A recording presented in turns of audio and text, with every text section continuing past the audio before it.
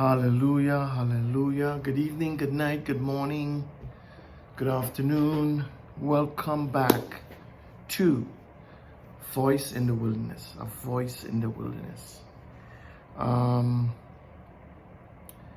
We have been going at this biblical narrative from the beginning of this channel. And I just wanna kind of ramble, if you will, a little bit about what we are, about who we are, about what we believe. We believe in the Father, in God.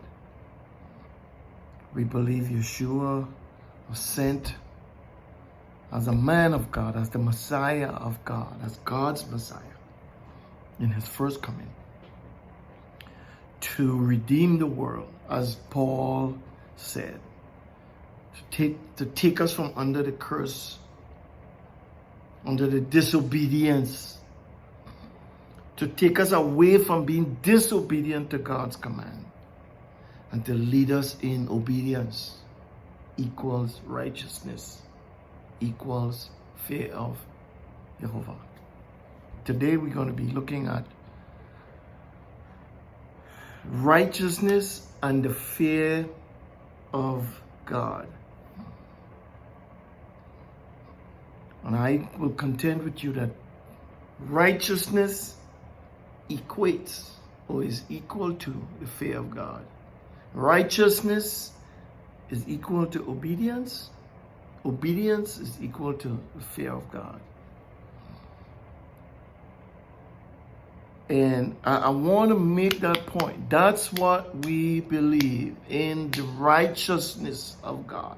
He is right. He is right. Absolute, no questions asked. Why? Because he is all-knowing. He was here before us.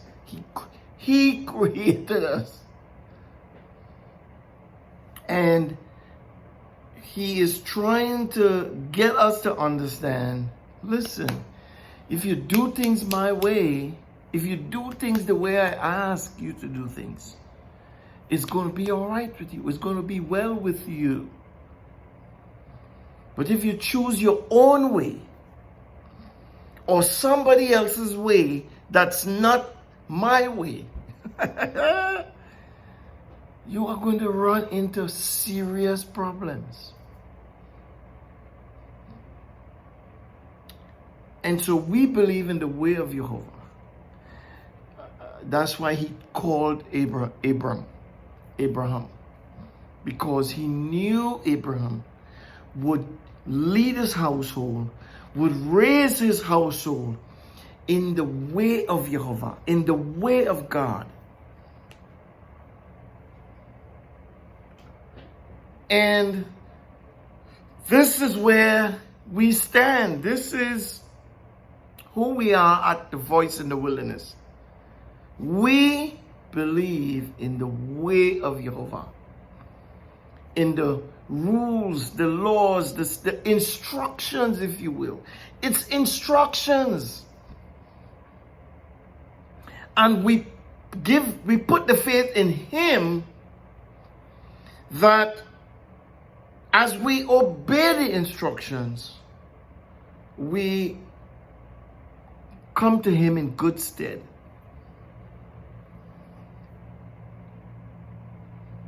But we cannot come to him in good stead if we fail to see that we are going the wrong way. See, that's the key. That's a connection. So here you will hear us talk about perception. You will hear us talk about perspective. You would hear us talk about obedience. You would hear us talk about instructions. You would hear us talk about righteousness. And you would hear us talk about the fear of Yehovah. Why did the Spirit lead me to this idea to put fear of Yehovah and righteousness together? Because they fit together. They go together. They are the synonyms. When you fear God, you live your life a certain way. You'll follow certain things. When you fear him, and I want to address this notion that you don't have to be afraid of God. No, this notion that, that is taught in the quote-unquote church, in the body of Christ, if you will, the body of believers, if you will. You don't have to fear him.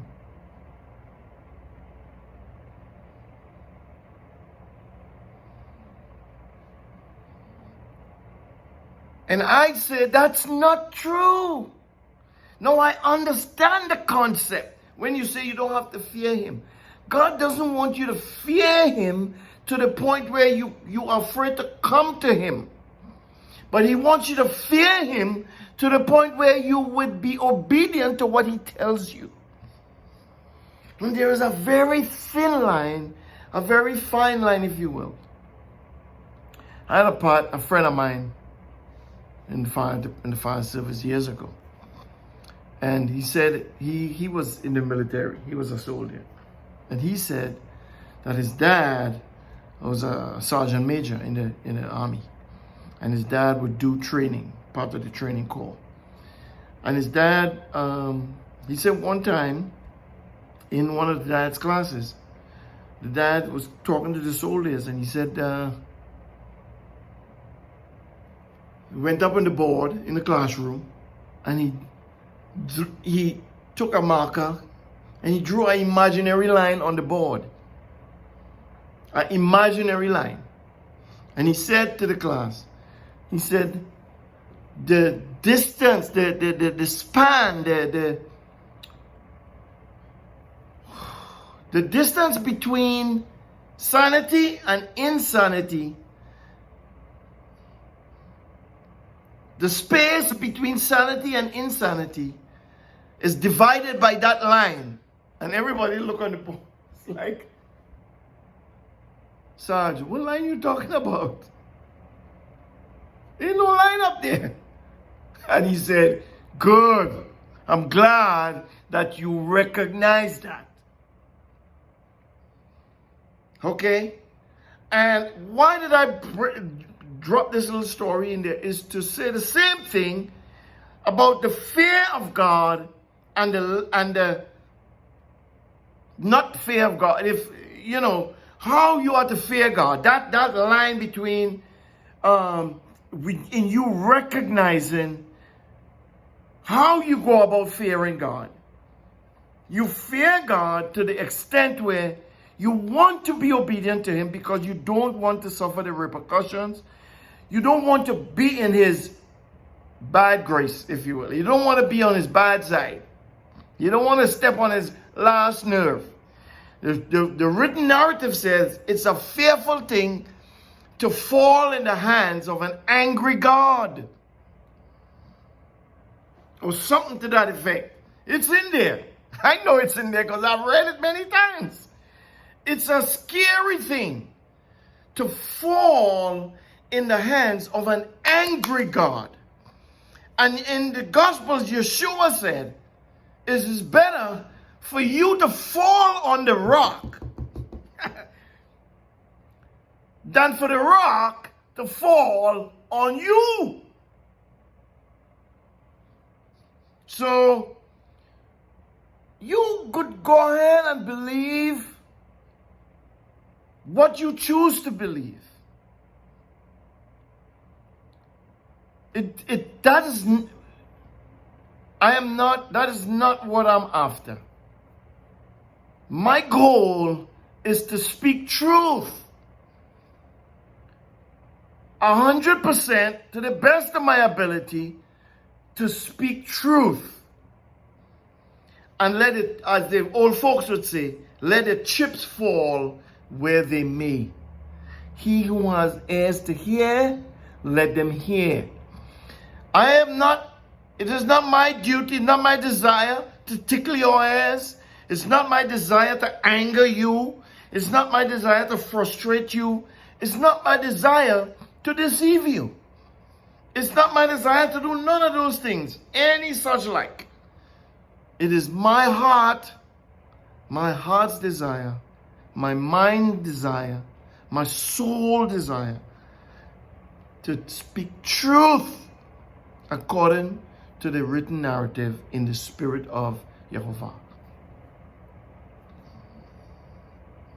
So, if I say things that rub you the wrong way, if I say things that you think it's not right or it's not true, if I say things that offend you, it's not my intention. Okay? It's it's not even a thought in my mind. And my goal is not to seek after followers, to get 50 million likes and 50 million followers and 8 million thumbs up. And no. That's not my goal. That's nice if it happens, but that's not my goal. That's not my target.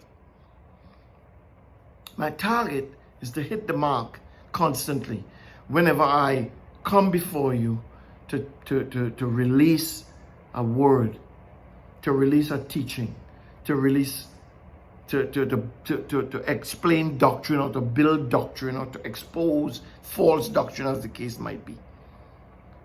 Amen. So if you have listened to any one of the teachings on this channel, and if you keep coming back, God bless your life. I pray that you would have heard something that would really spur you into more digging, into more listening, into more reading. Because I'm telling you, the more you read the written narrative, block out the noise.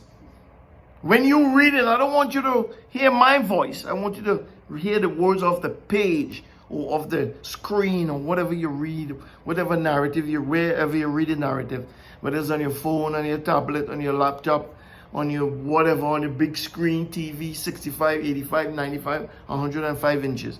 Doesn't matter.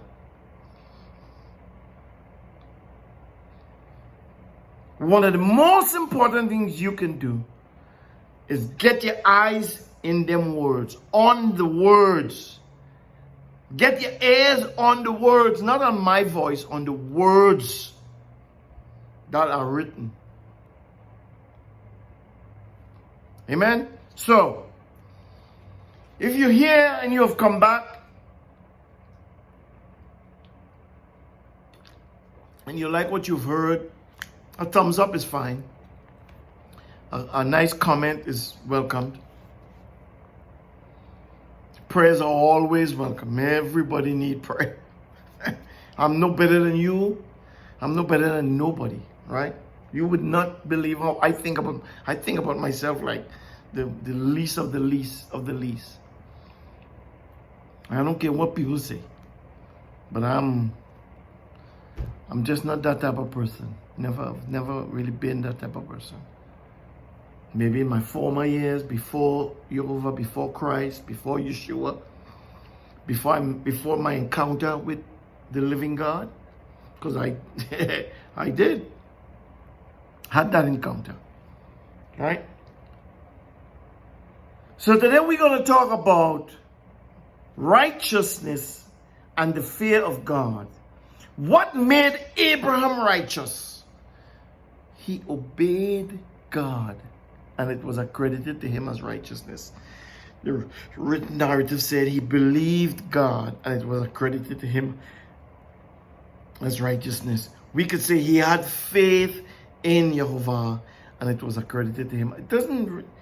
If you say it any one of those ways, you could have, as far as I'm concerned, cause the belief, obeying, faith, they're synonyms. They intertwine with each other, because you can't have one without the other. Okay? That's just how it is. That's just how it is. If you say you believe, then you have to show your belief by your obedience. Simple. We're going to look at righteousness. Abraham was a righteous man. God called him a righteous man. Lot was a righteous man. Peter said, righteous Lot. Abraham prayed and asked God, would you destroy the city, Sodom and Gomorrah, for the sake of, he started, 50, and he went all the way down to 5. If you find 5 righteous, would you save the cities? God said, if I find 5 righteous. Well, guess what? God didn't find 5 righteous. He found 1. And the 1 was Lot. Say what you want. You could talk about Lot as much as you want. In God's eyes and in Abraham's eyes, Lot was called righteous by the Apostle Peter. And you could say what you want. We could talk about that one day, okay? We could talk about that, but not today. Today, we're going into the book of Acts. And we're going to start in the book of Acts. Oh, before we go to the book of Acts, as a matter of fact, you could put your finger in Acts chapter 10. But let's go back to where we ended last time. Where did we end the last time? I think we ended in Genesis 4. With Cain and Abel. And we talked about, okay, the word righteous wasn't in there, in the narrative. But why would God accept Abel's sacrifice and not accept Cain's sacrifice? And we read the narrative. Let's go there as a matter of fact, because I don't want you forgetting. Let's go and read what is written. Like I said, get your eyes on the words. Get your ears on the words. Genesis chapter 4, verse 3. As time passed, Cain brought an offering to Yehovah from the fruit of the ground. Why did he bring an offering to Yehovah from the fruit of the ground? Because that's what he was. He was a tiller of the ground. He was a farmer. He planted crops. No big deal. Nothing wrong with giving God out of what you have, out of your stuff. This is what you do. Nothing wrong with that. If you're a farmer, nothing wrong with giving God out of the. He didn't take care of animals. He was a tiller of the ground. He was a farmer. He tilled the ground. He planted seeds, grain, crops, whatever crops were available at the time. I don't know. I wasn't there, but we could use our imagination. So there's nothing wrong, absolutely nothing wrong. And you could look forward and say, well, Abel's sacrifice was good because he gave the first fruits of the fruit. Yeah, you could, but that's hindsight. If we look at the narrative, for the time and the moment that we are in, there was no instruction about animal sacrifices, none. And even in the Levitical instructions, they were allowed to give sacrifices of grain and so on and so on. So what you saying? What you saying?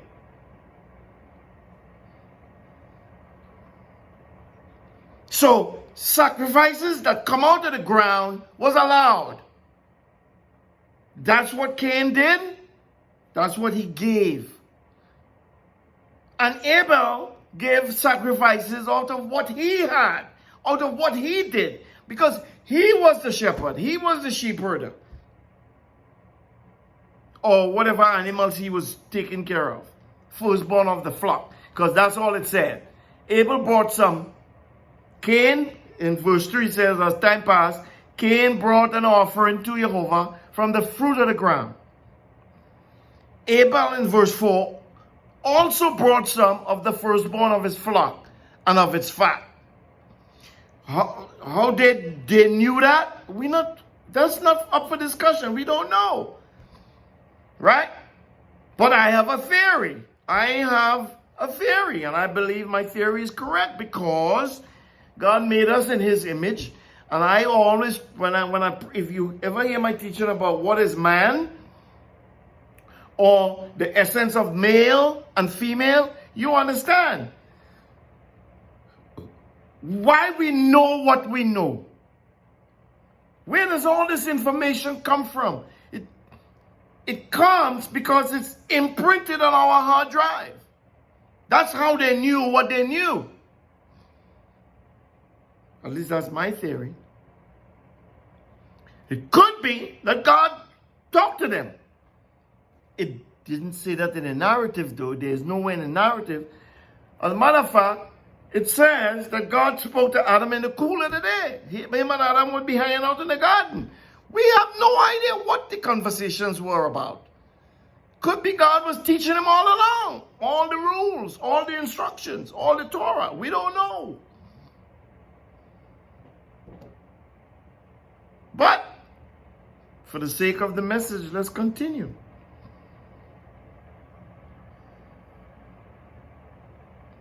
Verse 5.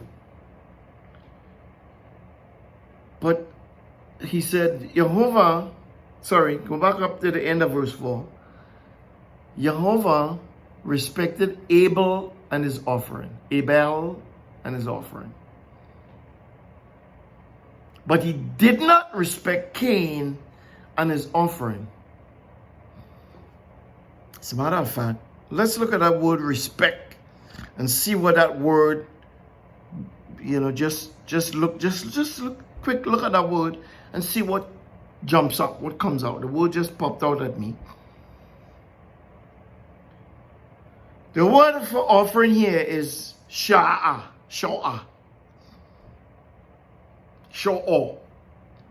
And it means, according to Brown's Drivers Briggs, to look at or to look to regard, to gaze at or to gaze about, right?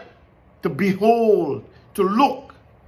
It also means to look away, cause gaze to turn away, to look in dismay, to gaze about in anxiety. Okay?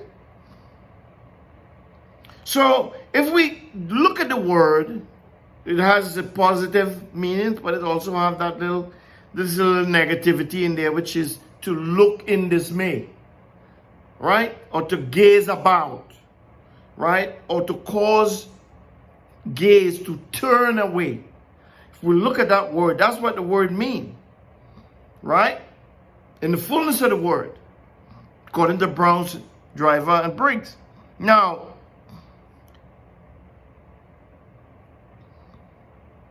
he said God had respect. So he considered Abel and his offering. Okay. How do you know to do that, bro? That's pretty cool. I like that. All right. I see you. You right attitude. I got you. You good. Now, says he didn't have respect. So the same word, you could say, they put didn't in front of the word, even though the word does that double meaning. They put didn't there to emphasize the way in which God looked at the offering. He didn't respect. So he turned away, in other words, you could say. Right? The offering didn't cause him to gaze upon it. Why though? Why? Was it because of the fruit? Was it because it was a trough of peaches? or a drop of strawberries, or some corn with the fruit spoiled. I don't know. We wasn't there.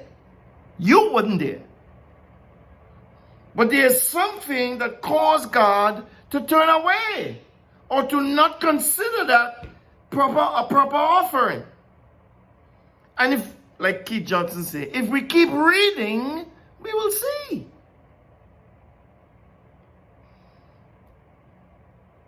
Verse 5 says, but he didn't respect Cain and his offering, and Cain was very angry.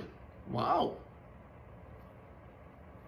It's kind of interesting that you know we get angry at God.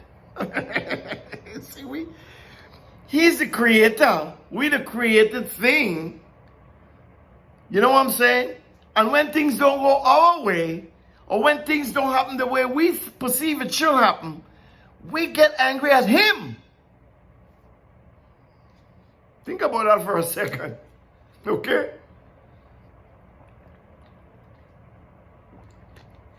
Think about that for a second.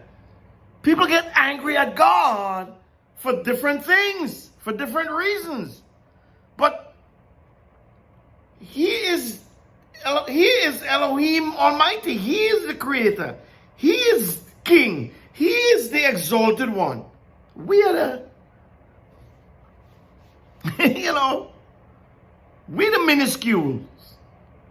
But who gets angry? We do. That's funny.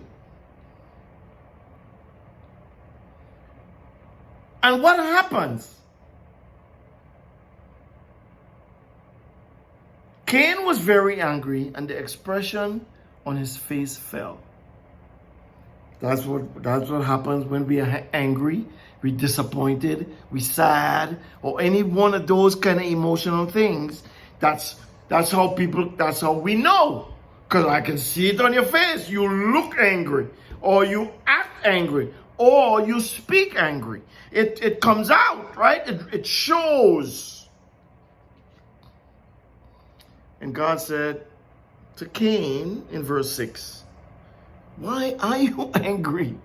Yo, what's the matter? Why are you angry? It's an honest question. Cain, why are you angry? What's the reason? So God, in the written narrative here, we get an information.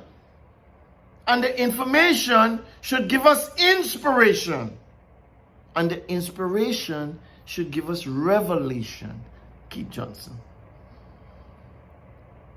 Why are you angry, Cain? Why has the expression of your face fallen? Why you look down? Verse 7. Look at verse 7. If you do well, won't it be lifted up? In other words, won't your countenance be lifted up? You know, in the prayer that we pray at the end, the prayer, God, you know, the blessing, right? The Aaronic blessing. It says, may Yehovah, I just lost all the words in my mind there. May Yehovah bless you and keep you. May Yehovah lift up his face upon you and shine upon you. And may his countenance. I can't believe that I can't see. I want to go there. I don't want to leave it alone. I got to go there because it's okay. The Lord bless you and keep you. The Lord make his face shine upon you. Right? Somebody's face shining upon you is a good countenance. When you see somebody or somebody looks at you and you look at them and see their face shining and they're looking at you, it's a good indication. They're looking at you and they're smiling. You know, guys, when you look at a girl and you're smiling at her, you'll be like, she think, ooh, he likes me. You see what I'm saying? And vice versa. The girl looking at the guy, you know, and he thinks, ooh, she likes me. He likes me, she likes me. Because you see that person with a little twinkle in their eye. They're looking at you in a certain way. So you think that person likes you. The Lord lift up his face towards you. Why is your countenance fallen, Cain? Why is your countenance fallen? If you do good, won't it be lifted up? Won't your face be lifted? Won't your countenance be lifted up in my sight? Won't I be looking at you with a twinkle in my eye, like I looked at Abel? But that's not all. He didn't just tell him that and just left him alone. He warned him. He went on to explain to him what's going on. Hey, Cain, I see where you are. I see what's going on with you. I want to help you. I want to help you.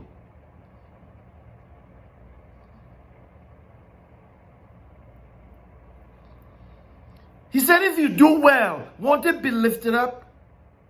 If you don't do well, sin, lawlessness, unrighteousness crouches at the door.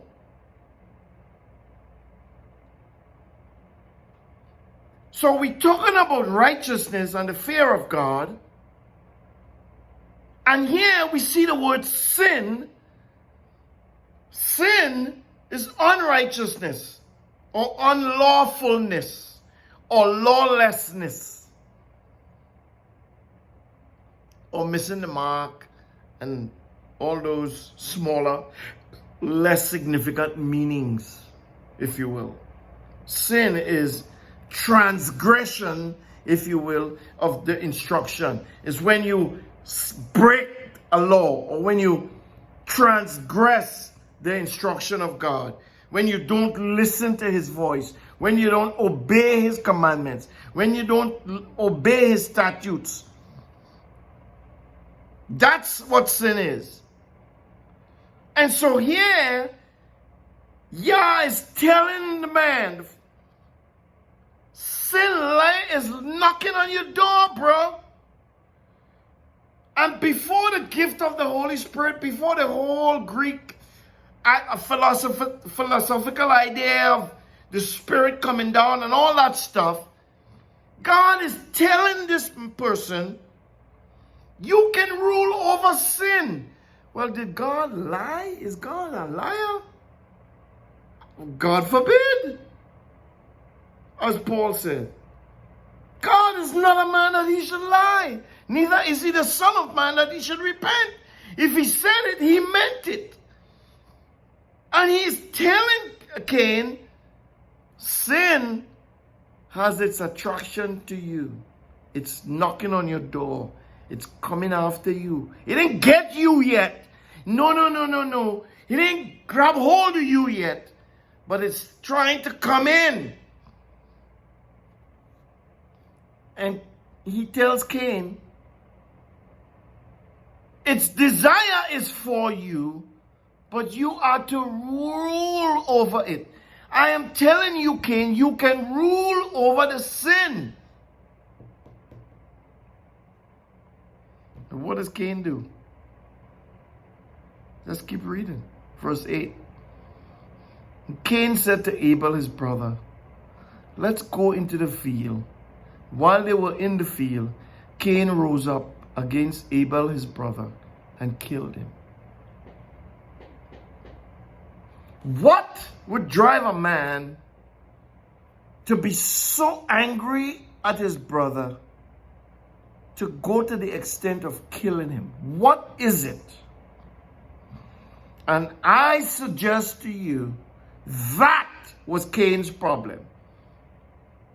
He had an ought against his brother Abel for whatever the reason. It's not explained why he didn't like Abel. It's not told to us why he had this ought against his brother. What was the fallout, if they had a fallout. But there was something in him that was destructive. Something in him that he had against his brother. And that's why God did not accept his offering. Take it however you like it. Abel was upright because he brought an offering. God looked at it. God looked at him. God had respect for his offering. Why? Probably because his heart was content. His heart was in the right place, and he didn't have any ill feelings against anybody or anything. He did it out of the goodness of his heart. Cain, on the other hand, apparently had an ought against his brother. Yes, he brought an offering, but the offering was not accepted, wasn't looked upon with favor. Why? Because in his heart, he had an ought against his brother. And he fulfilled the ought. He went through with that bitterness, that ought, that whatever he had. And that was unrighteousness. Abel feared God.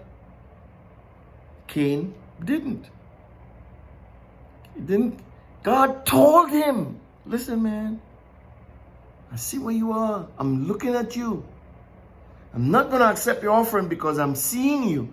If you had brought that offering with a different, if you had made up with your brother, if you had gone that route and then bring your offering, I would have probably accepted it. But, and I'm just saying probably, if Cain had made up with his brother, he would have looked at his offering. But Cain didn't. And he warned him. He said, man, I'm telling you, that road you're going down is going to lead to death. And what happened? Did Cain listen? That's unrighteousness. He didn't listen because he wasn't afraid. He wasn't afraid of the repercussions. And what happens? What happens after that? God came to him. And God had a conversation with him. Where is Abel? What do I know? I don't know where he is. Am I his keeper? He had an attitude even towards God. So we see this, the heart of Cain in his attitude, the way he spoke, the way he did things. He had a bad attitude. He was unrighteous. And in spite of the warning, he continued that route. He didn't take heed. He didn't have an ear to hear.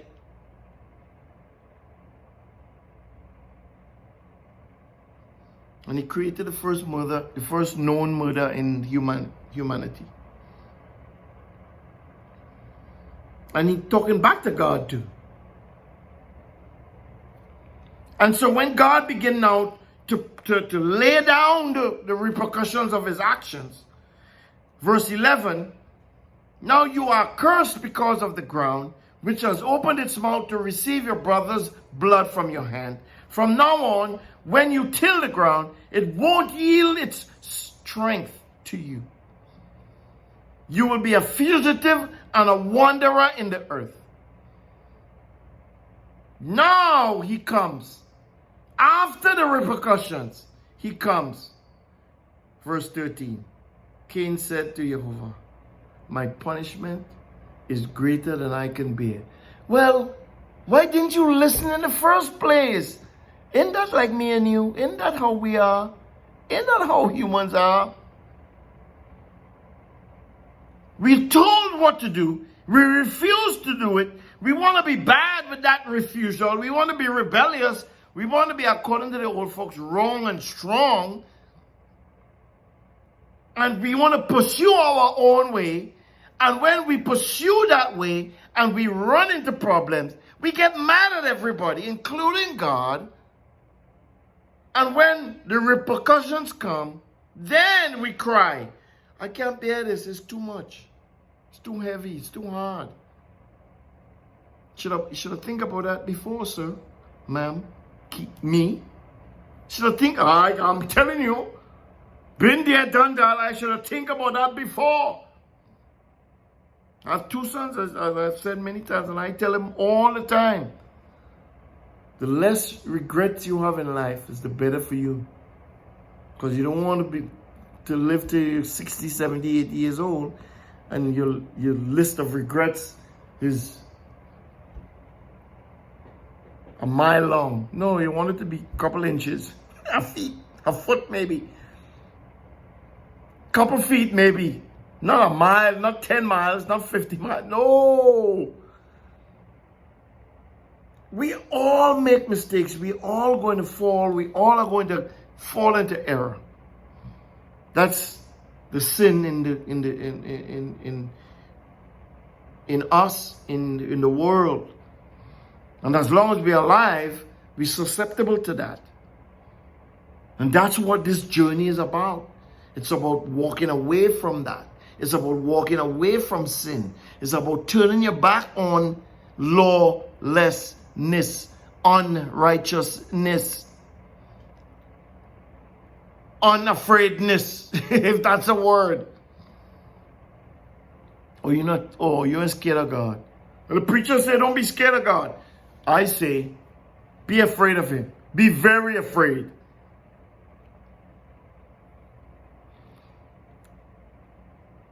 And so Cain is now saying, this is too much. I can't take this. I can't bear this.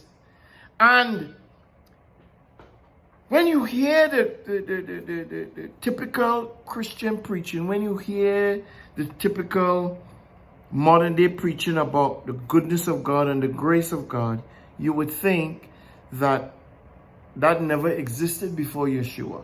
By the way, Yeshua is the Word of God. He and God is the same. He is one with the Father. They are united in mind, heart, spirit, body, everything. They are not different in any way, shape, form, or fashion. But yet still, the modern day teachers will tell you, according to the Greek writings, yes, when he appeared, he did display full glory and grace and all that. Because he was God in the flesh. What do you expect? But to say he is different from it's two different gods. The God of the New Testament that you call the New Testament, and the God of the Old Testament, is two different gods. That's the modern day ideology. Really? But John said, in the beginning was the Word. In the beginning. And the Word was with God. In the beginning. And the Word was God. In the beginning. So how could they be different? How could there be different gods? Are we teaching and preaching ideology? Not ideology, sorry. Idolatry?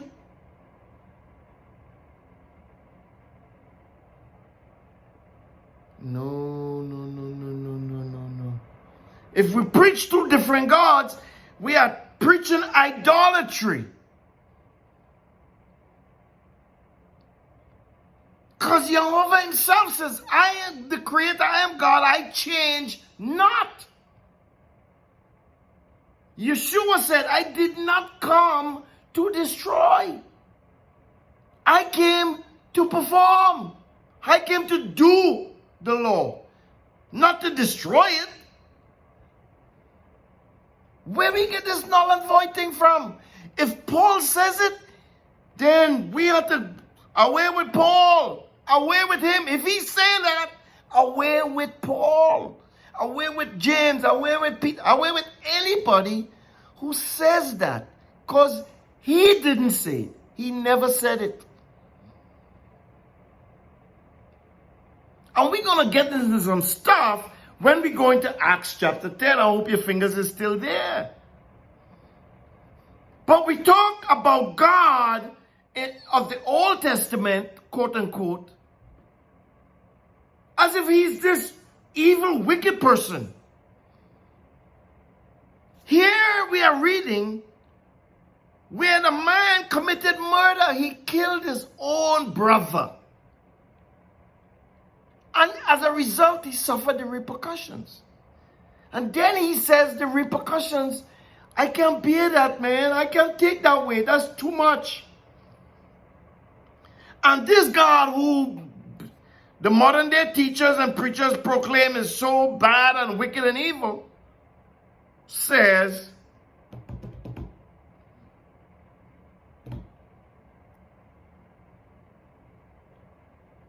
verse 15, Genesis 4. Yeah, I'm still in Genesis 4.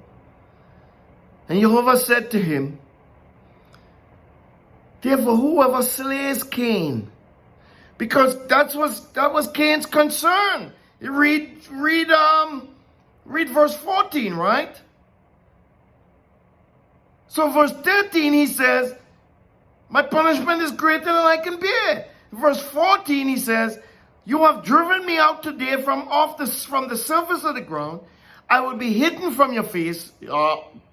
Hidden from your face. Okay, hidden from your face. That's not a place. Nobody wants to be in a place where they are hidden from, where God's hiding his face. God has put up a wall between you and him. I don't want to see you, man. Think about your children. When they do something wrong and you go in time out, face the wall. You don't want to see their face. You don't want them to see your face. Face the wall. All they're seeing is a wall. They don't want that. They don't enjoy it. It's not the best form of punishment, but they don't enjoy it. No kid sits on the gates of the wall and be like, oh, yeah, there are no reflections. There's no mirrors on the wall. They hate it. Why? Because they're not seeing your face. And the punishment is you not seeing their face. It's a bad thing when God hides his face from us. It's not a good thing. And Cain is admitting that. Now, after. Verse 14 says, behold, you have driven me out today from the surface of the ground. Don't know how true that is, but we leave that. I will be hidden from your face. Sure, right? And I will be a fugitive and a wanderer in the earth. That's what God said. And here's the last thing. Whoever finds me will kill me. Well, wait a second. You just killed your own brother. You didn't think about that before? You just killed him. But you don't want nobody to kill you. See how hypocritical we could be? How diabolical we could be? How dangerous we could be? He just killed his brother. And was talking back to God to say his keeper, I don't know where he is, lying to his face. And then when he gets his punishment, all of a sudden, oh, it's too heavy. I can't bear this. I'm going to be this. I'm going to hide from your face. And then somebody go come and kill me. Well, you just committed murder yourself. No, you shouldn't be worried about you being killed. No. Hypocrite. And I'm not just saying that to Cain, but any one of us who act like that. That's what being hypocritical is.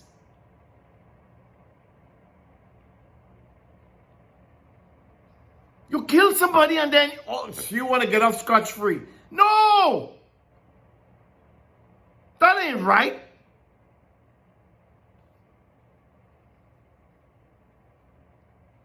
And yet still, in his cry, in his plea, the murderer, yet still, Yehovah said to him, verse 15, whoever slays Cain, vengeance will be taken on him 7 fold. Wow. I thought God was not merciful. I thought this God in the Old Testament was evil and wicked. He was so harsh. That's what the preachers say. He was harsh. He was hard. No, mercy and grace came through Yeshua. This other God didn't have mercy. He didn't have grace. Hogwash, I say. Hogwash. Lies. Fallacies. And we have to stop. We have to stop.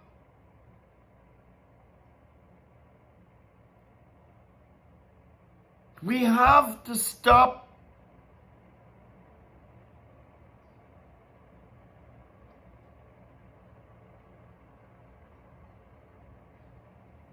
Verse 15 still, the second line. And Yehovah appointed a sign for Cain, so that anyone finding him would not strike him. Is not that mercy? Are you serious? He just committed murder, and God allowed him to live and refused to let anybody else kill him. Man, you better go somewhere with yourself.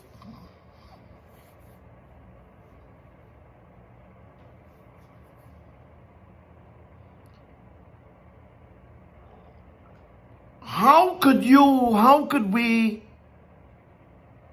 be like this?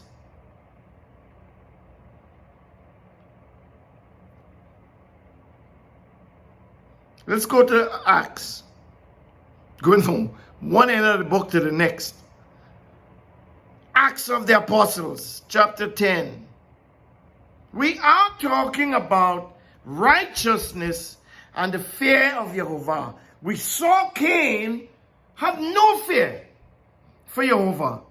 Even though he was warned, he still didn't care. He went ahead and killed his brother. And then went ahead and was talking back to God like, I am my brother's keeper. Oops. Come on, I don't know where he is. Lying to his face. Unrighteous. Unholy. No fear at all. And then after he got punishment, then he want to complain. It's too hard, it's too heavy, it's too much. I'm going to get killed. Well, you just killed.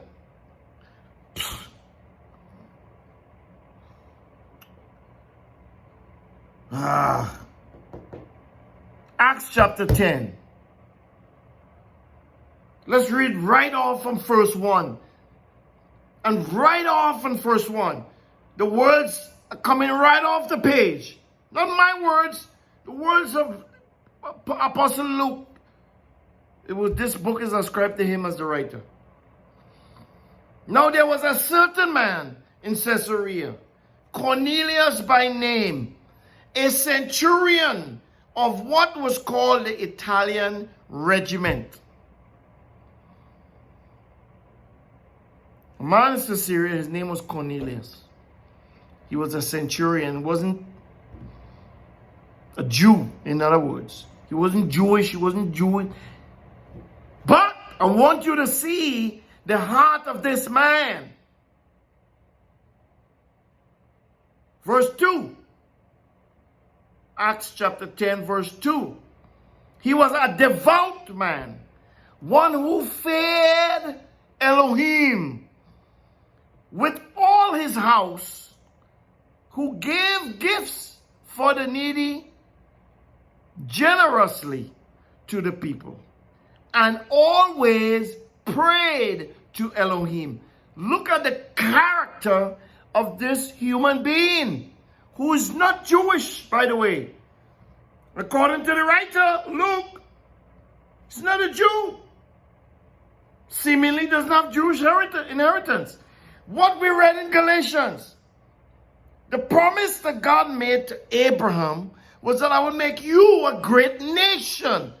Didn't tell Abraham I was going to make you a great Jew. I have nothing against Jewish people. I'm not anti-Semitic, no. I'm just saying to you that it's not a Jewish God. Elohim is not all your God. He's not my God.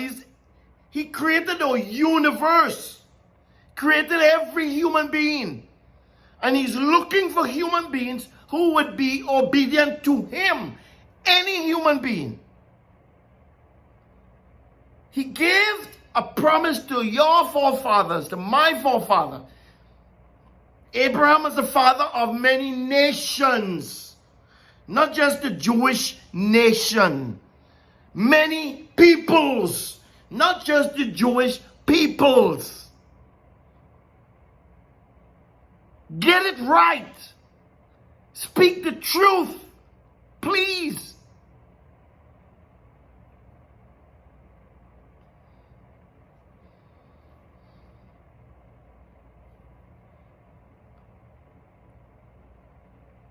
Cornelius was a devout man. What does that word mean? He was pious. Humble, if you will. Humble, carried himself with dignity. And he feared Elohim with all his house. And he gave gifts for the needy generously to the people. He was a centurion in the Italian regiment. So it's not like he would go downtown every Saturday or every Sunday or Monday or Tuesday, whenever, and feed the hungry and give clothes to the homeless and all. No, but he would provide funds to people who would do those things. So a righteous man does righteous deeds. He does good deeds. Yes, he does. Not with false intent and for false purposes and motives, but for uprightness. He feared God. See, today we have people who do good deeds for their own motives, for their own purposes.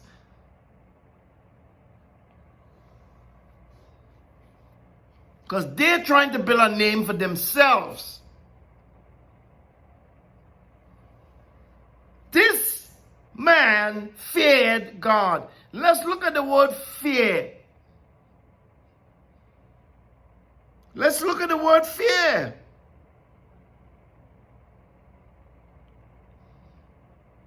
The Greek word for fear is phobio.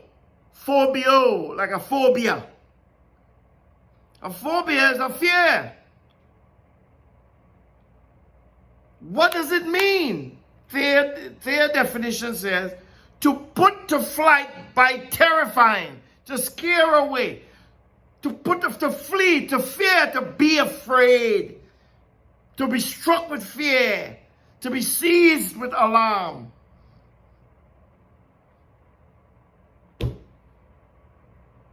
Should I go on? Let's look at the root of that word phobia, phobos. Phobos. It means fear, dread, terror. That which strikes terror. And here it says reverence for one's husband. See, what we've been taught in the body, in the church, or whatever you want to call it, is that it's a reverential fear. It's not like fear and dread and be afraid, be scared. Cain wasn't. He wasn't afraid or scared. He was none of that. He talked back to God. Like the old folks would say, he was rude. He was extremely rude. What are you asking me about Abel? Am I his keeper? I don't know where he is. Rude. No respect. No fear. Nothing.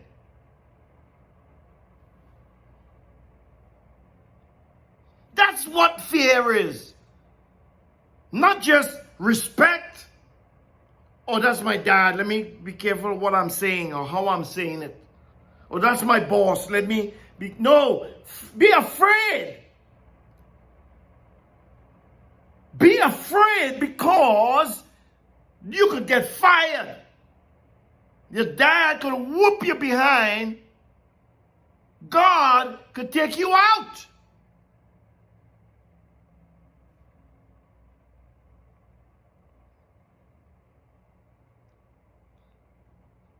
And when you understand the extent of the repercussions, that is the thing that might institute some fear.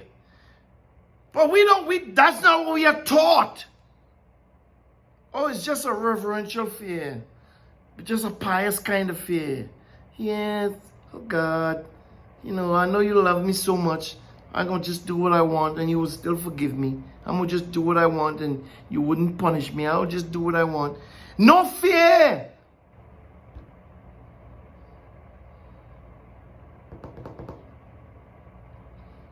And I don't want, without getting further into the story, this Acts chapter 10, right? But I want to point out the perspective of this centurion. This man who wasn't considered a part of the Jewish nation.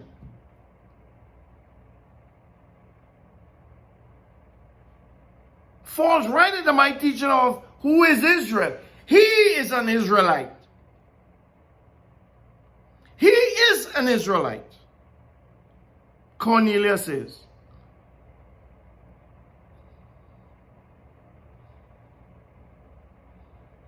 And we know, if we read the story of Cornelius, I wanted to focus in on that aspect.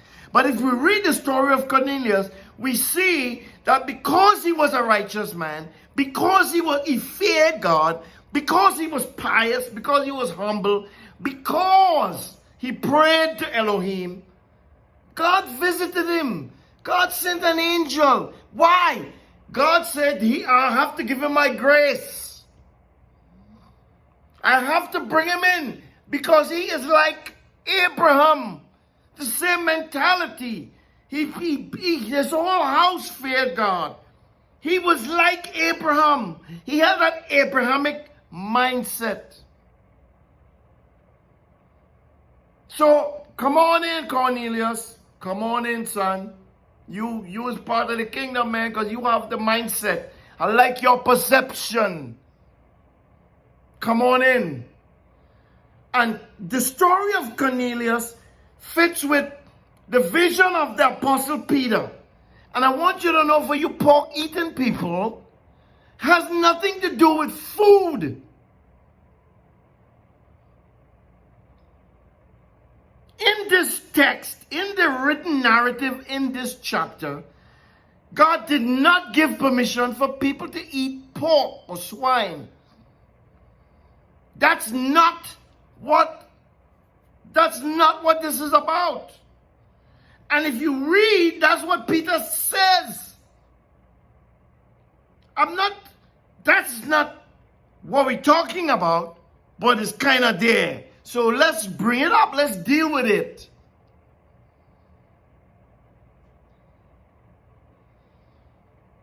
And so we know on one side, Cornelius, because he was a certain way, God sent an angel. God said, I heard your prayers. Don't worry, I got you. Grace is to you and your whole house. I'm coming. Don't worry. And then Peter got a vision. We know he was hungry and he was thinking about food. And he saw this big old sheet with all kinds of unclean foods. And he heard a voice say, come on, Peter, wake up. Kill and eat because you're hungry. Is that a metaphoric idea? Is that an analogical idea?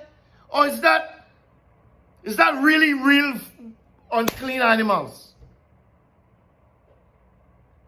It's a vision.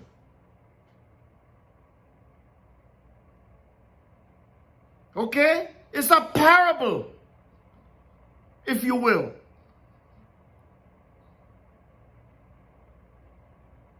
And in verse 13, a voice came to him and said, rise up, Peter, kill and eat. Come on, there's food, you're hungry. And even in his hunger, Peter understood the instruction of Yehovah. He understood the instruction. And he said, no, Yehovah, no, Adonai, for I have never eaten anything that is common or unclean. He's making a case. Boss man. Yeah. Adonai. Jesus Christo. I don't operate like that. I don't eat unclean food. And a voice came to him in 15. Again, the second time. What Elohim has cleansed, you must not call unclean. So if we stop there, we would think is, well, kill and eat. We could eat alligators and crocodiles and turtles and rabbits and swine and all the other, stuff that we were told not to eat. If we stop there. But as Keith Johnson says, let's read on. This was done 3 times, and immediately the vessel was received up in heaven. 1, 2, 3. I'll show you once, I'll show you twice, I'll show you 3 times. So it's a done deal. Okay? Let's read 17. We're going to skip some verses, but let's read 17. Now, while Peter was very perplexed within himself, what the vision which he had seen might mean, he didn't understand the vision. He didn't get it. He was like perplexed because I'm like, wait a second. I never eat no unclean. I never eat no swine. Why are you telling me now? He said to him, is this God? This can't be God. No way. God ain't going to tell me to go eat unclean animals. No. Because he told me before, don't eat. God ain't schizophrenic. God ain't crazy. He's not up and down. He's not volatile like waters. What's going on? So I'm just saying, he probably rambling on all these things in his mind, wondering if this is a real vision or not. Is this a real thing or not? I think somebody trying to mess with me. Somebody playing tricks on me. The other side, I think it's the other side.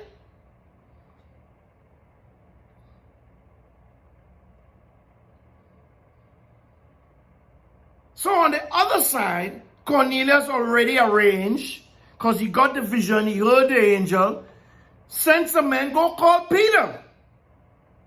So here's the story, here's the 2 halves coming together. So while he's thinking about this vision now, and wondering, well, wait a second, that ain't something right here, bro. He hears a knock on the door. I hate to take time to go through this, but not I don't hate to do it. That's not,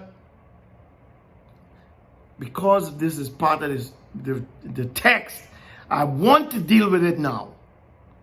We still dealing with righteousness, because Peter is still questioning the righteousness of God. God, you told me not to eat swine. Why it is now you coming and you telling me to eat swine? I never eat unclean animals. So I'm questioning, if you will. God says to Isaiah, come, let's reason together. So it's not that you cannot question God. It's how you do it. How you question him. How you have that interaction. Not like Cain. What are you asking me that for? I ain't not his keeper. Not like that. See, that's rude. Straight up.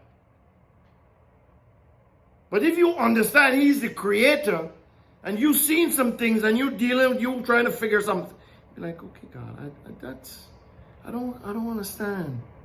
I know I'm a man of God. I know I believe, I know the instructions, but so, help me with this. See, that's different. It's different, right? So Cornelius sends his men. The man come knock on the door, say, hey, listen, our master, he need to talk to you.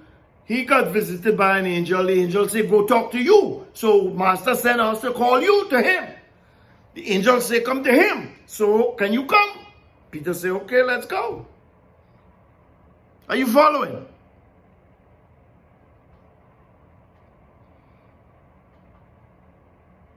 Here's what the narrative says again about Cornelius in verse 22. They said, Cornelius, a centurion, they explained to him, is a righteous man and one who fears God. He fears Elohim. What are we talking about? Righteousness and the fear of Elohim. That's what we're talking about. In the context of Abraham and the blessings of Abraham, if Abraham was righteous and Yeshua was eternally more righteous, then there's something in that. So that's the context, Galatians 3, right? The blessings of Abraham would come upon the nations.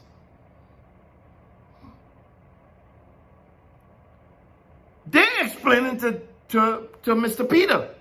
I call him Mr. Peter too. See, I just do what anybody like to. It's the same thing. Paul, Peter, James, no problem. He's a righteous man, one who fears Elohim, and is well spoken of by all the Jewish nation. So he's well known among your people, Peter. He's well known, and he was directed by an holy angel to invite you to his house and listen to what you have to say, because apparently you got something to say. He don't know what you have to say. We don't know what you have to say, but we come to tell you that you need to come to Cornelius, because an angel tell Cornelius that he need to listen to you. And he's our master, so he sends us, can you come?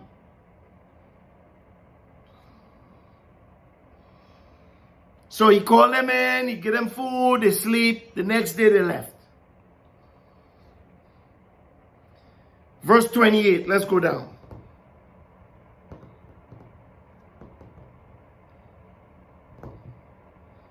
Oh, no, wait, let's go 25.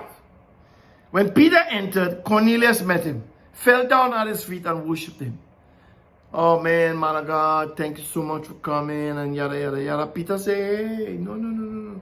Don't worship me. Don't be like that, bro. I'm just a man like you. No, don't do that. I'm just a man like you, bro. I ain't nobody. See, humility. As he talked with him and he went in, he found many people gathered. So Cornelius gathered his whole household. Remember, he's a centurion in the Italian regiment, probably high-ranking officer or whatever. So he has servants and his wife and children and maids and whatever. He had people. So he told the people, come on, because Peter coming to talk to us, not just me. Because you see, I'm the head of the household, and I'm leading my household in the way of Yehovah, teaching them the fear of Yehovah, how to do good deeds, how to be upright, how to follow the law, because he obeyed the Sabbath and all that.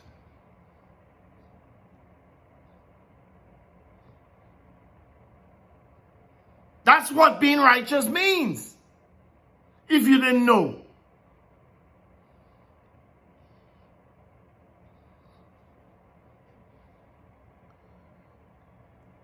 So he said to them, verse 28, you yourselves know how it is an unlawful thing for a man who is a Jew to join himself or to come to one of another nation. I don't know where he get that from.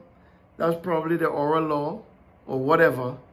But we gonna figure that one out. Okay. I think I know what. Not I think I know. I know what he's talking about, But we don't want to go into that quite yet. Okay? So bear with me. We're just going to read through this because I want to go down to this to see that this vision that Peter got and the vision that Cornelius got it has meaning, significance, and it has nothing to do with food. Even though the vision showed animals, all kinds, clean and unclean. Okay? It wasn't about food. It's not giving people permission to eat unclean foods. That's a lie. That's not what it's about. That's what I'm trying to get to. But God has shown me, verse 28, that I shouldn't call any man. Did you hear? God has shown me. See, Peter is getting a revelation of the vision that he had. That the sheep that was holding all these unclean things, and he said, kill and eat. You don't eat human beings. So he couldn't show him human beings. But remember, Peter is a fisher of men. He eat fish, but he wouldn't eat men. But the same way, the principles of capturing fish is the same principles of bringing in men. Well, the kill and eat is not physically or literally kill and eat them, but is to teach them the truth. That their wickedness will die and their uprightness would come forth. That their old nature, in other words, would be put to death and their renewed man would come to life. That's the kill and eat idea. Has nothing to do with food. Has to do with man. He said, God had shown me that I shouldn't call any man unholy or unclean. So no human being is unholy or unclean. Yeshua talks about he gave us the parable of the seed. All we do is sow seeds in the earth. That's all we do. Paul says, one sow, one water. God, Elohim, Yehovah, gives the increase. I don't give the increase. The sower don't give the increase. The waterer don't give the increase. No. We are sowers. He said a sower went out to sow. Talk to any farmer. How do they sow their crops? They dig the holes in the ground and they put 10 grain, or 5, or how much ever they put. They don't put 1 grain in the hole, 1 corn grain or 1 whatever. They put a couple, they put a few. Because they don't know which one of the grains are going to die and spring back to life. Oh, you all are hearing me today. Unless a grain of wheat falls to the ground and dies, it is good for nothing. It has to fall to the ground, that the sower throws it into the ground, and it has to die.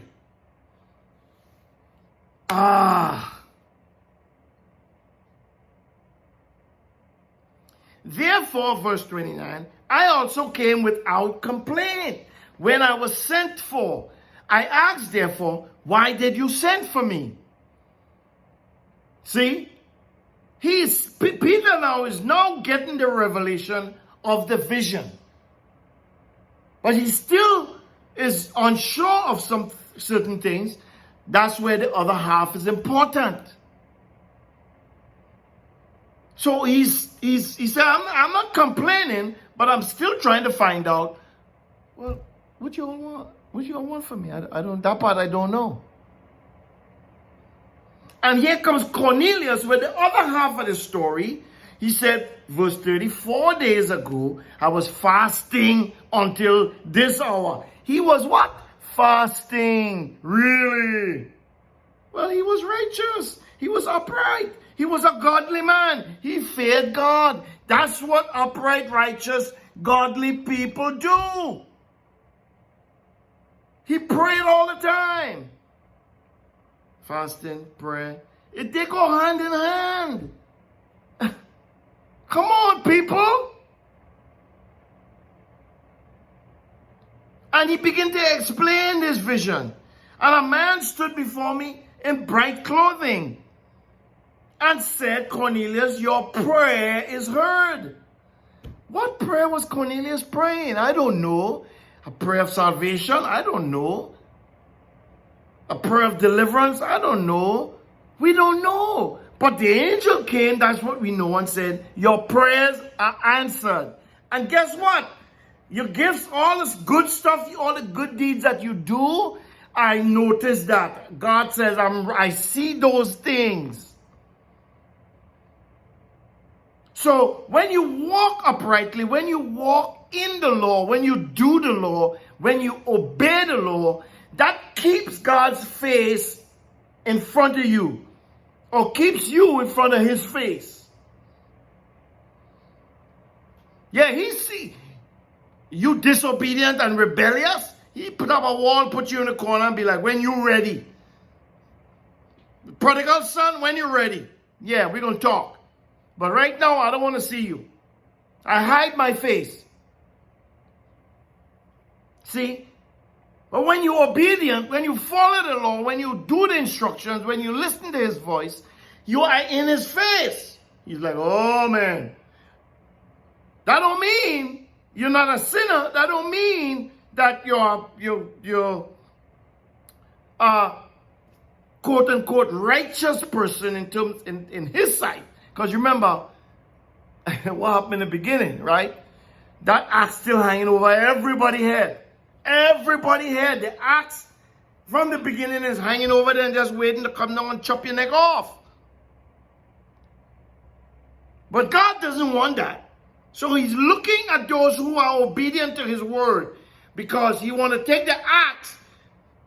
He is the lawgiver. He wants to remove the axe from over your head and be like, no, he's good. I'll give him my grace. I'm going to take the axe. If you have ears to hear, you better hear.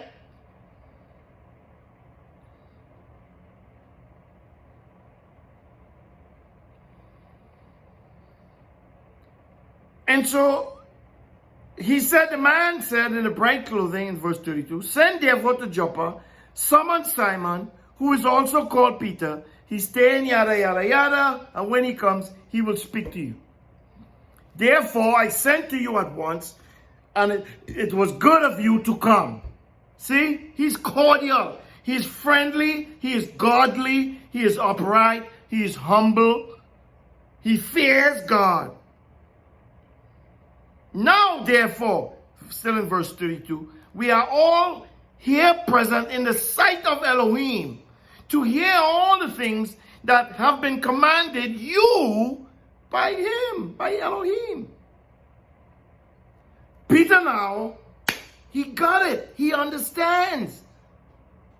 He understands what he's saying. Verse 34, he opened his mouth and said, truly I perceive that God doesn't show favoritism.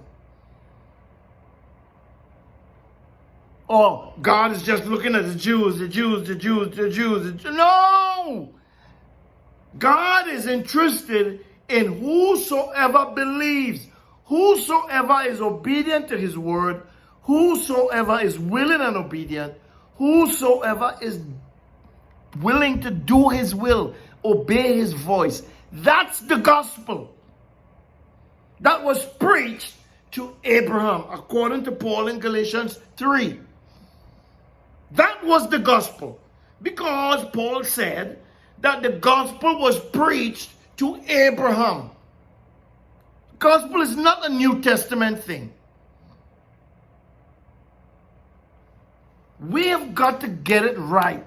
We have got to speak the truth. We have got to be honest. Listen, I know, I get it. We are all biased. We all have our biasness.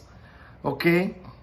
We all have our favoritisms. You see, we all,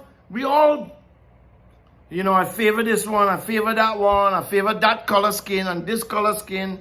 I favor those kind of people and that kind of people. We all have it.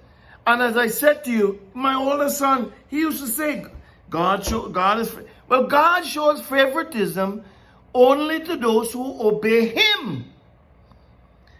I would do the same. Why am I going to show favoritism to a son who does not obey me, doesn't want to hear what I have to say, continually lies, continually deceives himself, because he's not deceiving me? Why am I going to show favoritism to that one? No, I'm not going to show favoritism to him, but I'm going to keep loving him until he comes to his senses. If he does, good. If he doesn't, I don't hate him any less. But the people who are obeying, my countenance will be towards them. They will be walking before me. He told Abraham, walk before me and be blameless. Enoch walked before God and he was no more. Why? Why?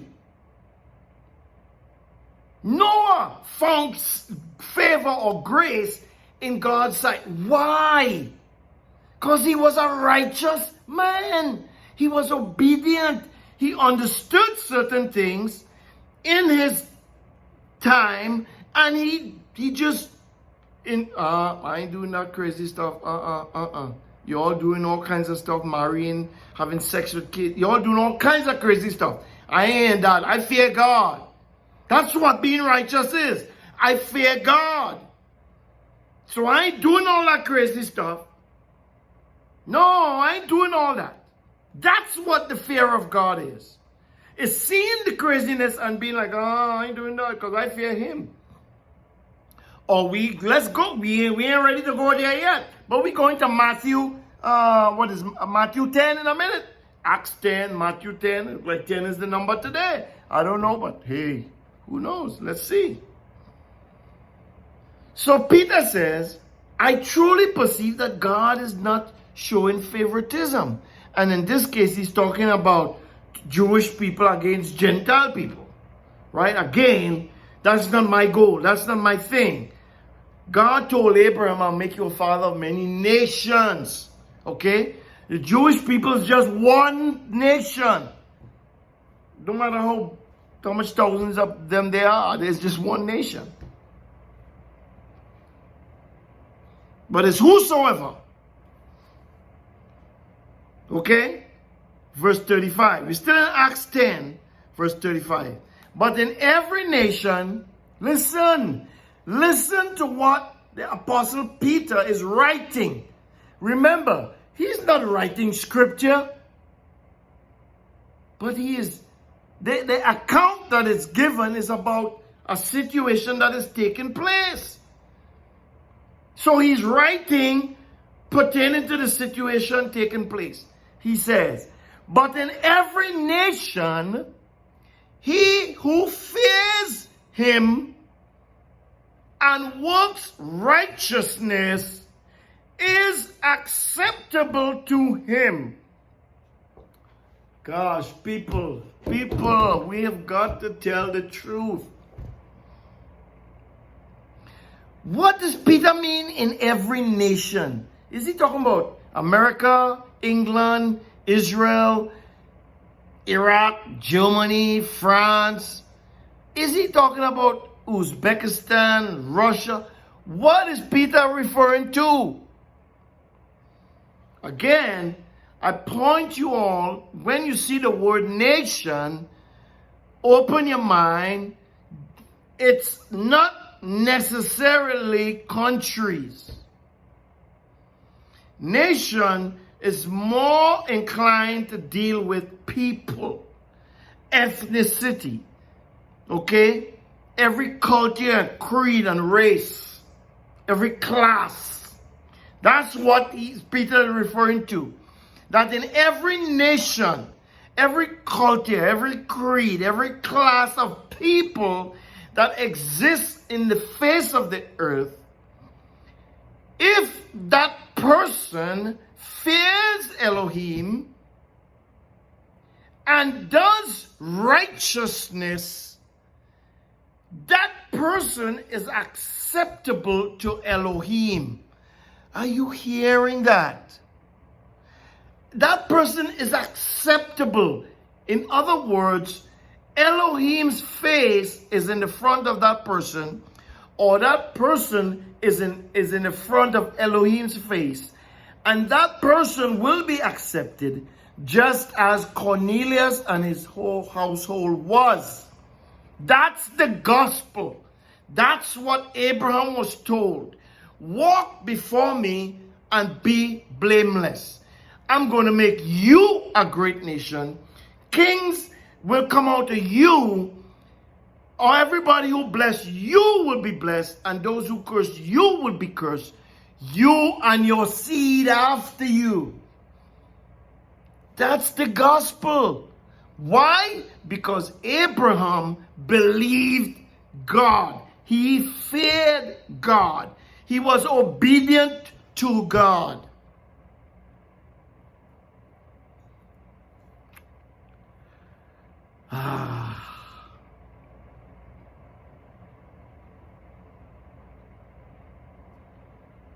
Let's move on. Matthew chapter 10. Let's go read the words of the Messiah.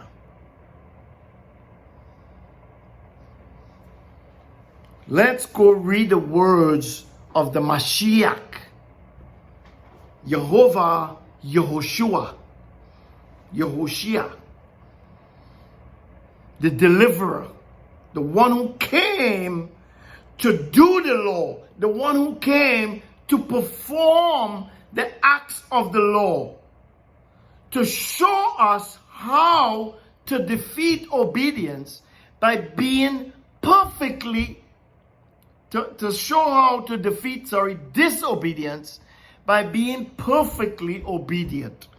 Even if it caused him his death. That's how obedient he was.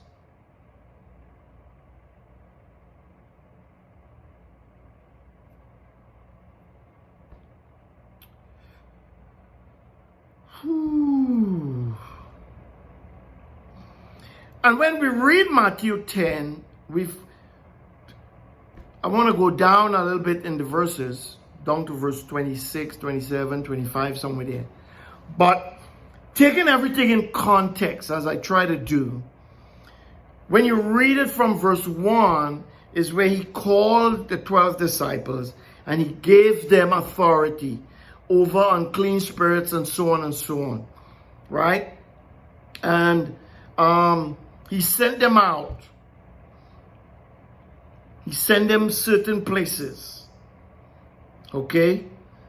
And he said in verse 7, as you go, proclaim saying, the kingdom of heaven is at hand. It's here. It's here. Okay? Heal the sick, cleanse the lepers, and cast out demons. Freely you receive, so freely you give. Oh boy. I could preach a whole sermon right there. We're not going there. Don't take any gold, silver, brass in your money belts. Take no bag for your journey. Neither 2 coats, nor sandals. All that stuff could preach. Let's go on down. In whatever city or village you enter, find out who in it is worthy. Wait a second.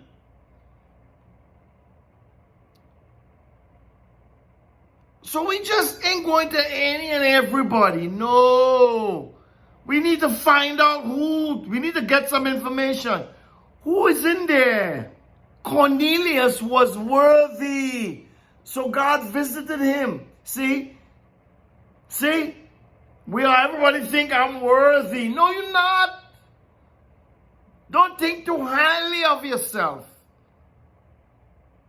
Who told you you're worthy? How do you know you are worthy? Are you obedient? Do you follow the instructions? Or are you the null and void crowd? What flag you waving? Who you supporting? Where is your allegiance? Do you fear God? Do you operate in righteousness? Righteousness is obedience to his instructions, his Torah, his laws, his statutes, his commandments, his voice. Do you operate like that? Well, how you know you're worthy? Yeshua here says, when you go into a city, find out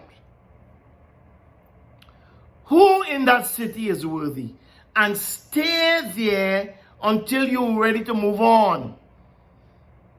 Okay? There are people in the city who will welcome you. And there are people in the city who will not welcome you. Ask Lot.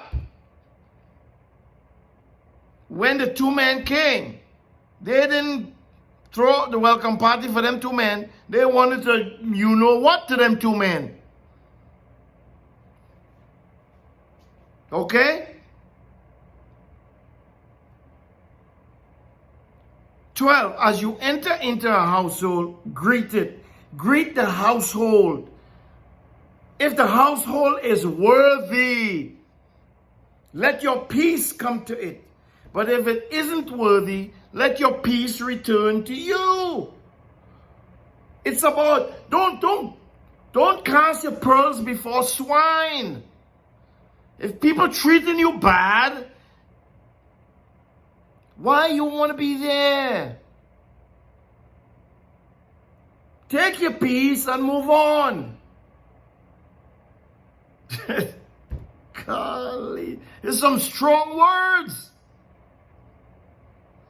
Whoever doesn't receive you or hear your words as you go out of that house or that city, shake the dust off your feet.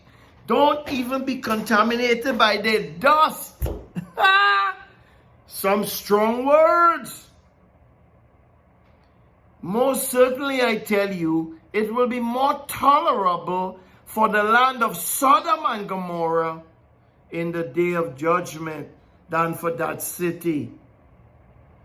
Let's move on. Behold, I send you out as sheep among wolves. What do you think might happen when the wolves get hungry? Who's going down?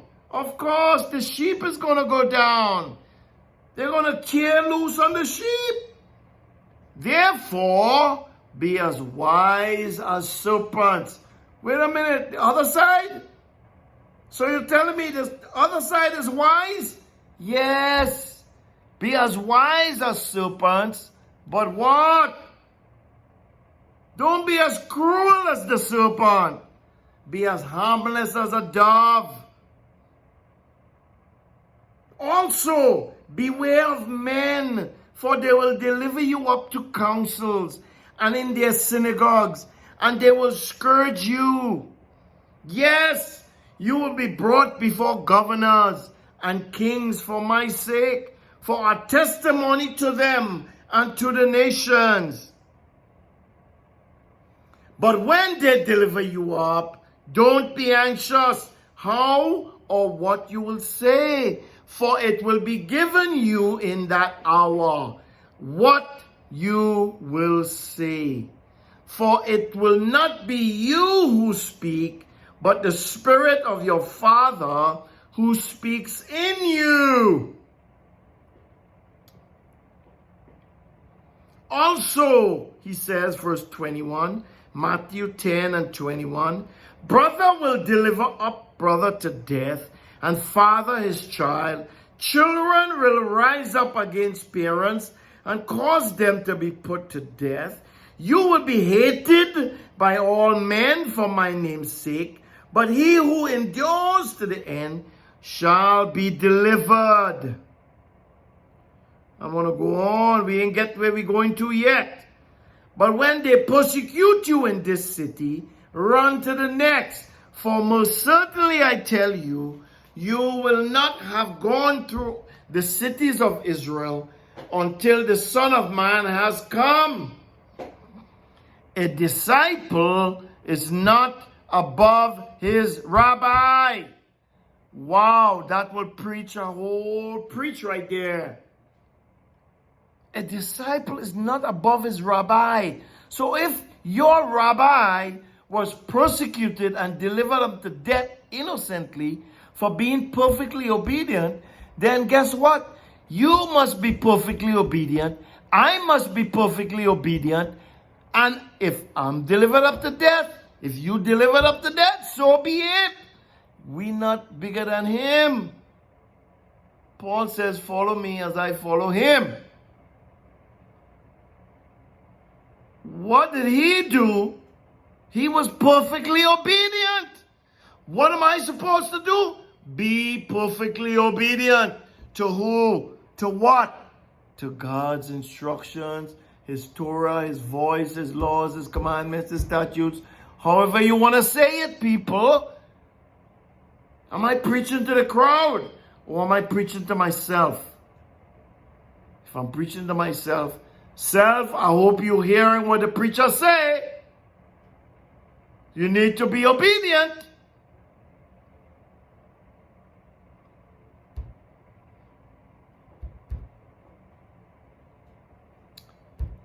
So he goes on and on about what is going to happen to his disciples with all this power they have, with all this authority they have. He's explaining to them, right? He said, in this world you will have trouble, but be of good cheer, for I have overcome the world. So he's not saying to you to be disobedient because the laws, I'm going to take away these laws. You don't have to do nothing. You just have to think about me. No.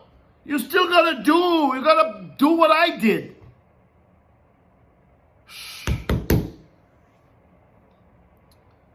He says, verse 26, we're getting closer. Listen. Therefore, do not be afraid of them. The word afraid comes from the word fear. Do not fear them. In other words, do not fear. What are we talking about?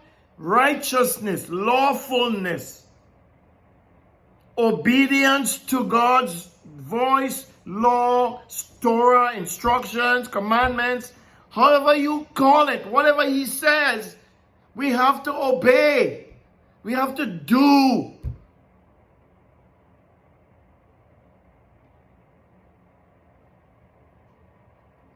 We are talking about righteousness and the equity of that righteousness in the fear of him.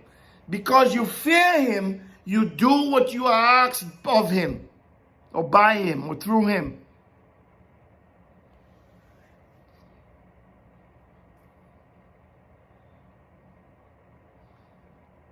If you think I'm leading you to legalism, that's a fallacy. That's a deceptive thought in your mind.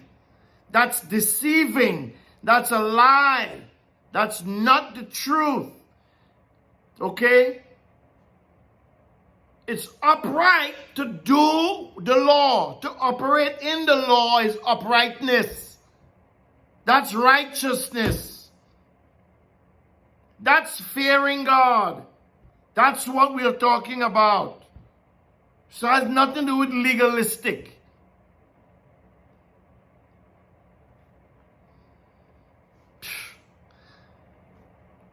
Do not be afraid, he said. For there is nothing covered that will not be revealed, or hidden that will not be known. What I tell you in darkness, speak in the light. What you hear whispered in the air, proclaim on the rooftops. Now, here is where we come into. We're getting ready to close. We are talking about righteousness and the fear of God. And we went from Cain to Cornelius.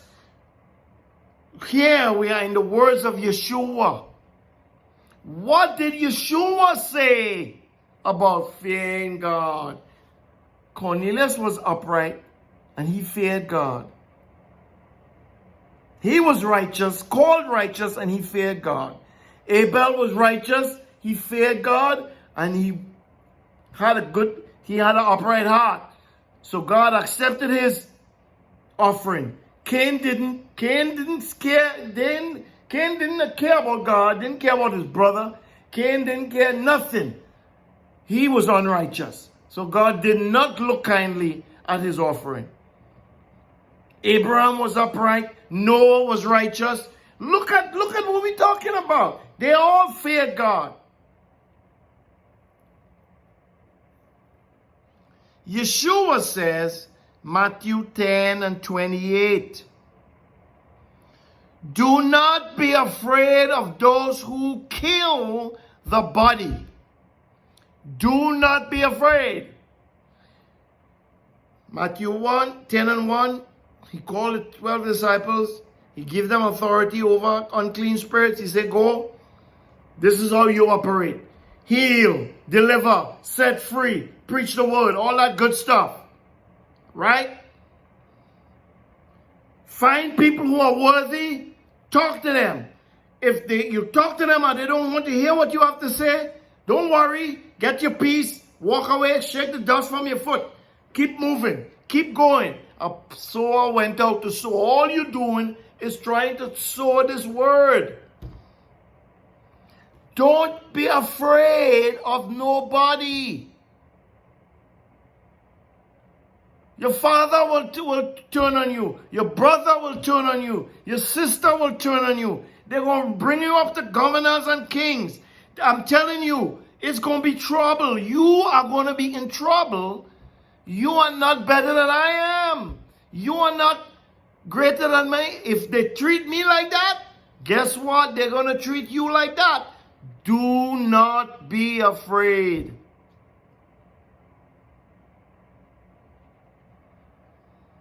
And then he comes to verse 28. Do not be afraid of those who kill the body. If they put you to death, if they execute you, do not be afraid. Why? Because they're men, just like you. And they are going to be held accountable, just like Cain was held accountable.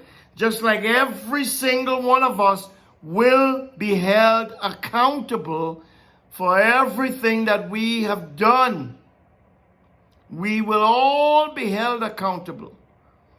But if you are obedient, if you do the will of the Father, if you obey his instructions, his commands, his Torah, his laws, whatever you want to call it, whatever it's called, if you are obedient, when you are held accountable, what do you think he would say?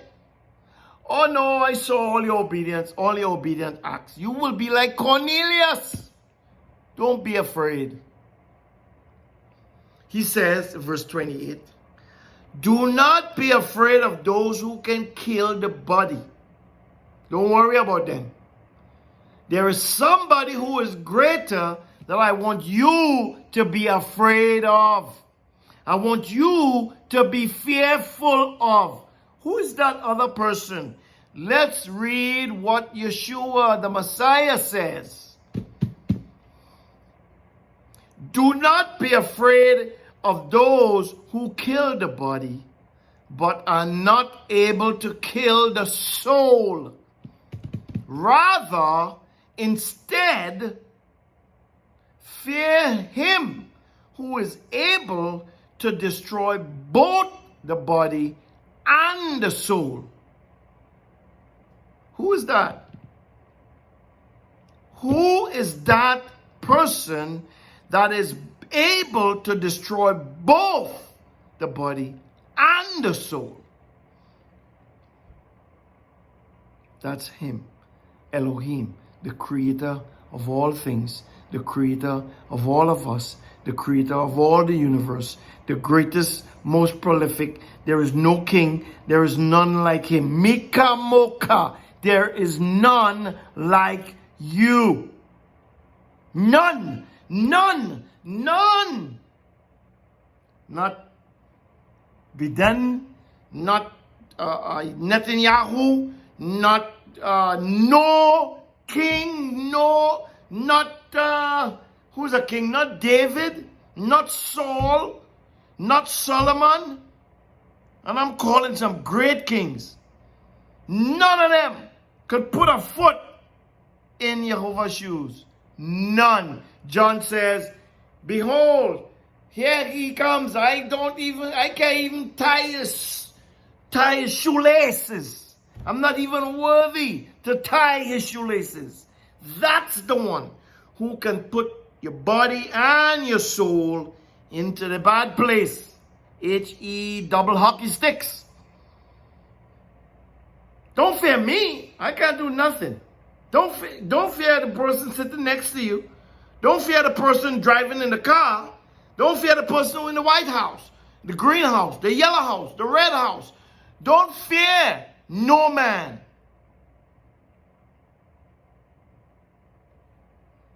Fear him who can put that man, who can take care of him completely and exquisitely and exponentially and all that good stuff.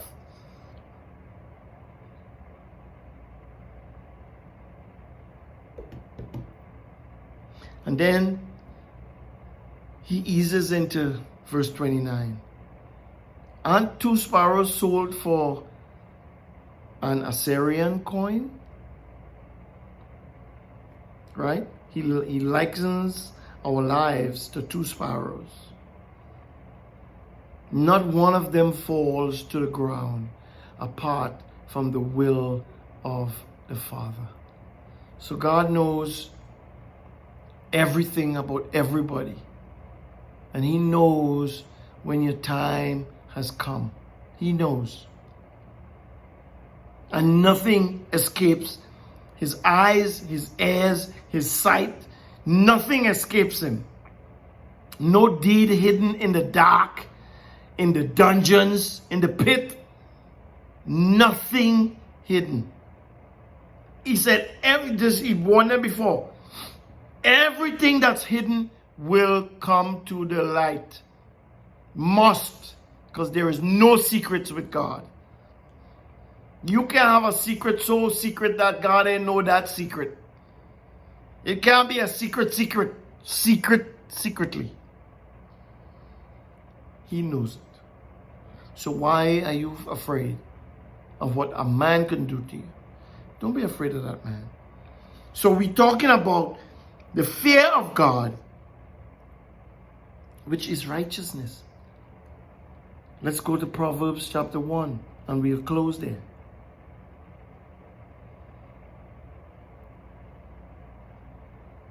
Proverbs chapter 1. Who wrote the book of Proverbs? King Solomon. Solomon is known throughout history as the wisest human being that ever lived. Wiser than Dalai Lama, wiser than Mahatma Gandhi, wiser than the wisest, wiser than what's the other man name? Haile Selassie I, Rastafari, wiser than him. Okay. Solomon was the wisest in world history, in human history. What did he say? He says, the fear of Yehovah is the beginning of knowledge. The fear of Yehovah is the beginning. It's just the cusp. You're just starting. You're just beginning to know things when you fear him. When you don't fear him, you know nothing. Even though you think you know. What did Paul say in the book of Romans? He takes the foolishness of this world to confound the wise. The foolish things of this world. God is so wise, so brilliant, so excellent, beyond imagination. You who have 59 degrees from the greatest university in the world, it's just a degree of knowledge. That's what you have. God has all knowledge. He is omniscient. He is all-knowing. So if you think you have 2 degrees or 3 degrees and you think you know something, you know nothing, ma'am, sir. So don't take your degrees of knowledge and stick it in people's faces. Because in God's eyes, it is naught. It is nothing. It is zilch. It is zip. It is zero. For if you think you're wise, what did Paul say?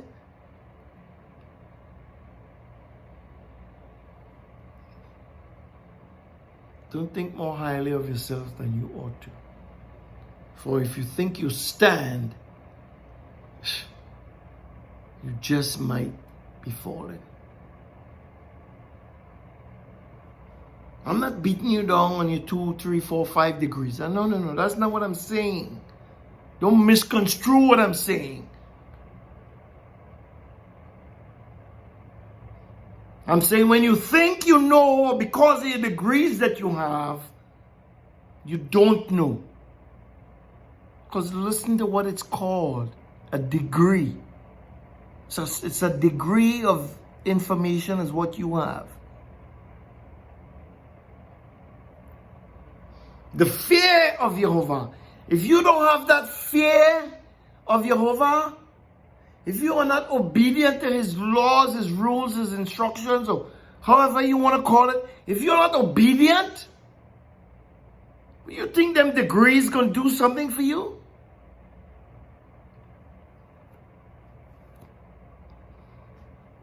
Proverbs 1:7 says, the fear of Yehovah is the very beginning of knowledge, but the foolish despise wisdom and instruction.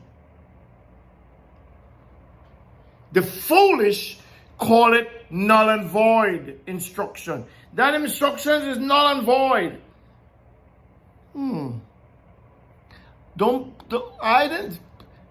Solomon says the foolish despise wisdom and instruction.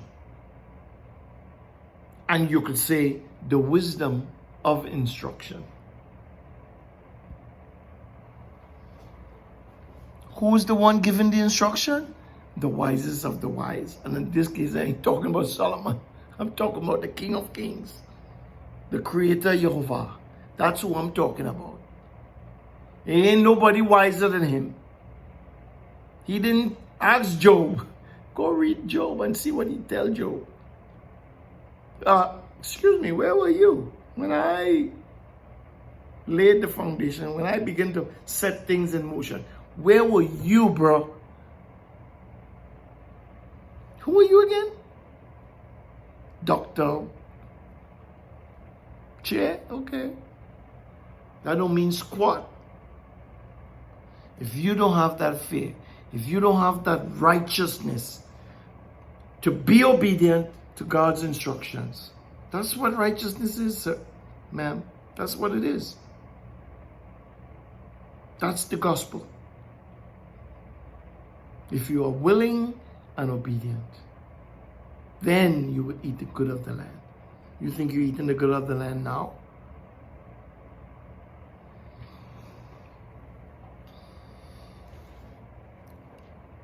Again, Abraham was righteous because he believed God. And God saw that. And God accredited that righteousness to him. Gave him that. God said, man, just like Cornelius, feared God, was pious, did good deeds, was obedient, prayed to God every day. showed you his character. Wasn't even Jew, wasn't even Jewish, technically. But God said, hey, you do all that good stuff, you walking in front of me, I'm seeing you, bro. You in my face.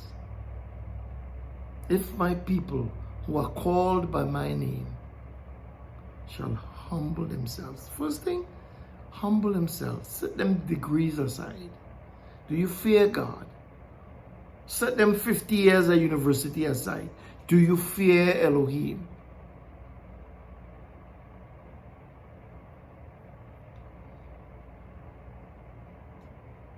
Let's close. And in closing, we usually do Numbers chapter 6 and verse 22. Go with me there. I hope you have listened. I hope that you have heard. I hope that you have been blessed. Again,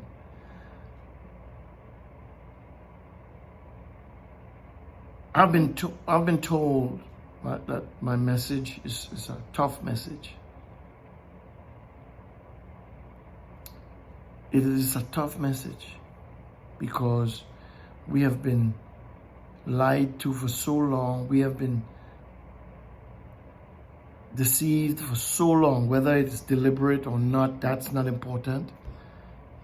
The truth is, we have been deceived. We have been led the wrong way.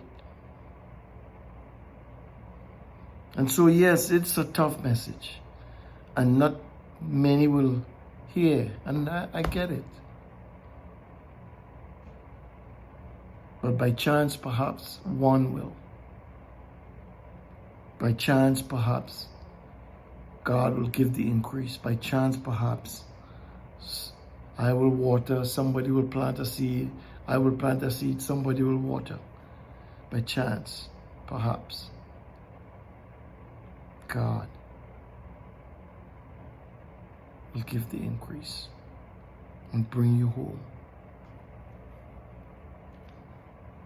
And when I say home, I ain't talking about death. Bring you in. But look at your change of heart.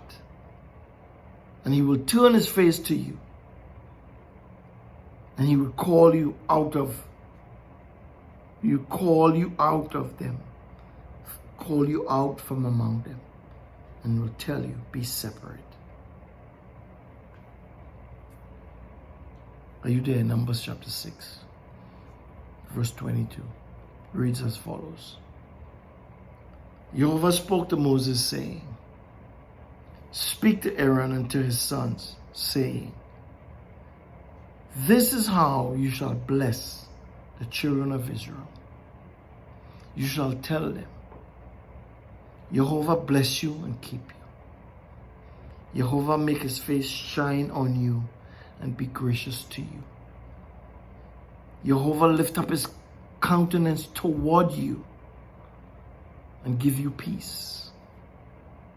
So they shall put my name upon the children of Israel, and I will bless them.